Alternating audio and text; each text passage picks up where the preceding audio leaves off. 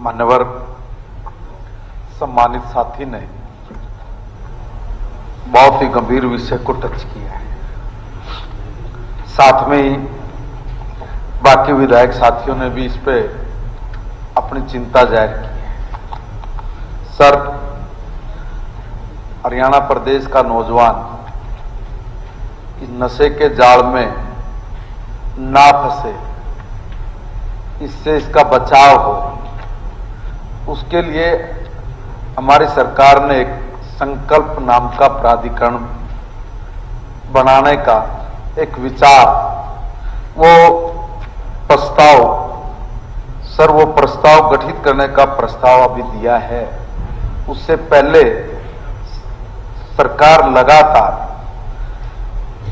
अपने तरीके से 3 सूत्रीय कार्यक्रमों के जरिए इस नशे के कारोबार की कमर तोड़ने पे लगातार लगी हुई है। तर 3 सूत्रीय रणनीति ये थी, एक तो सप्लाई रोकना, जो नशे के जो सप्लाई करने वाले लोग हैं, पुलिस एक्शन उन पे तरीके से हो, कड़ाई से हो। और वो ऐसा हुआ है सर कि लगभग 17,000 के लगभग इस पे केस दर्ज हुए और 5 सालों में लगभग 25,000 से ज्यादा लोगों को जेल में डाला गया सर। उन पे इतनी कड़ी कार्रवाई हुई, इतनी बड़ी संख्या में सर ये कार्रवाई सरकार के द्वारा हुई है। 1800 के आसपास में सर जो स्मगलर हैं उन पे मुकदमे दर्ज हुए और लगभग 3700 से ज्यादा जो बड़े स्मगलर हैं उनको गिरफ्तार किया गया। और गिरफ्तार ही नहीं किया सर, उसमें उनको 10 साल से ज्यादा की सजा और कईयों में उनको 2 साल से ज्यादा की सजा। और इससे भी आगे बढ़ के सर 117 जो बड़े तस्कर थे उनकी प्रॉपर्टी को भी जब्त किया है। लगभग 53 करोड़ से ज्यादा की उनकी प्रॉपर्टी को सर सरकार ने जब्त किया है। इतना नहीं सर, इससे भी आगे 100 बड़े ऐसे तस्कर जो अवैध जिनके निर्माण कर रखे थे, उन्होंने इस प्रॉपर्टी से पैसा कमाना, फिर लोगों की प्रॉपर्टी पे कब्जा कर लेना, ऐसी जो शिकायतें आई तो उन पे भी 111 से ज्यादा संपत्तियों पे सर बुलडोजर चलाया है। सरकार ने उस पर बुलडोजर चलाया सर।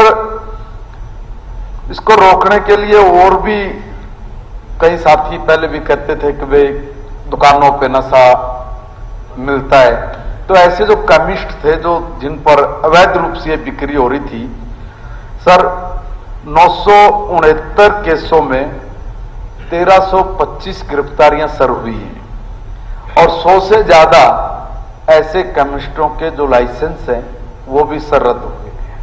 सर इतना ही नहीं है, अभी जनवरी और फरवरी माह में एनडीपीएस अधिनियम के तहत 567 मुकदमे दर्ज हुए सर और 888 तस्करों को सीधा जेल में भेजा गया। इतनी बड़ी एक मुश्त कार्रवाई अभी सर ये हुई है।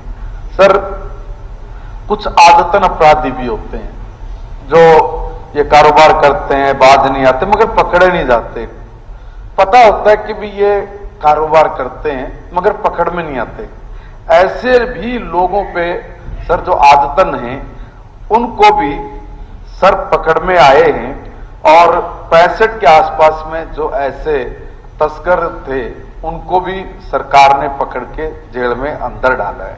सर जो हमारे कुछ ऐसे लोग हैं जिनको सर नशे के जो आदी हैं उसके लिए भी सरकार ने जागरूकता के लिए अनेक ऐसे कार्यक्रम चलाए हैं गांव टू गांव कि जिसमें लाखों लोगों ने उसमें हिस्सा लिया है और हिस्सा लेके उनको जागरूक वाले कार्यक्रमों में बहुत बड़ी संख्या में लोग आए हैं और उसका भी बड़े पैमाने पे अच्छा असर वो नीचे जमीन पे दिखाई भी देता सर इतना ही नहीं है, अंतर्राज्यीय एक ड्रग सचिवालय की स्थापना भी ये हुई है सर। इसमें उत्तर भारत के सारे राज्य, चाहे दिल्ली है, राजस्थान है, हिमाचल प्रदेश है, पंजाब है, उत्तर प्रदेश है, उत्तराखंड, चंडीगढ़, जम्मू कश्मीर, सर ये सारे जो स्टेट आते हैं इनका मुख्यालय भी हमारे यही पंचकुला में ही बनाया और आपस में तालमेल करके सर ये सूचनाओं का आदान प्रदान करके एक दूसरे के जो गिरोह है उनका पांडाफोड़ करना सर, उनको पकड़ना, उनको जेल में डालना, त्वरित एक्शन लेके सर काम कर रही है और इन तस्करों की कमर को तोड़ने का काम ये बहुत तेजी के साथ हो रहा है। राज्यों में जो सीमाएं हैं सर, उन सीमाओं की बड़ी सख्ती से निगरानी हो रही है सर। आंकड़ों के हिसाब से अगर मैं इस पर बोलूंगा तो ऐसे अनेक जो उपलब्धियों के जो पकड़न में जो इनको तस्करी को कम करने के लिए जो अपराधी इनको कम हो, इनकी कमर तोड़ने के लिए जो काम किए सर उसके लिए एक पूरा हर सदस्य को सर इस पे जवाब पे लिखा भी गया। अगर मैं इसको बोलूंगा तो इसमें बहुत समय सर लगेगा, वो साथी इसको पढ़ भी सकते, मगर मैं सर एक निवेदन करना चाह रहा हूं। मेरा निवेदन ये कि एक बड़ी गंभीर समस्या की ओर माननीय सदस्य ने ध्यान आकर्षित किया, सभी माननीय सदस्यों ने। सर ये एक सामाजिक ऐसी बुराई बन गई है, इसको समाज के साथ ही मिलकर लड़ा जाएगा और समाज के साथ मिलकर लड़ने के लिए सरकार ने सब एनजीओज को, अभी गांव के सरपंच, गांव में चाहे हमारे जिला पार्षद हों, चाहे हमारे ब्लॉक समिति के सदस्यगण हों, सर इन सब के साथ अभी 20 अप्रैल को पंचकुला में ही सब लोगों को बुलाया है इसी विषय पे कि भाई सब लोग इस सामाजिक बुराई को, इस जो नशे के जंजाल में हमारे नौजवान फंस रहे हैं, इनको निकालने के लिए सब लोग मिलके सोचे, विचार करें, अपना व्यू विचार भी रखें, उसमें सहयोग करें और बड़ी संख्या में लोग ये सहयोग करने के लिए आगे भी आ रहे हैं। मैं माननीय स्पीकर साहब ये बताना चाहता हूं कि ये मामले पहले से बहुत ज्यादा घटे हैं। जैसे मैंने कहा कि रिकॉर्ड टेबल पे है, उसमें बहुत ज्यादा गिरावट आई है।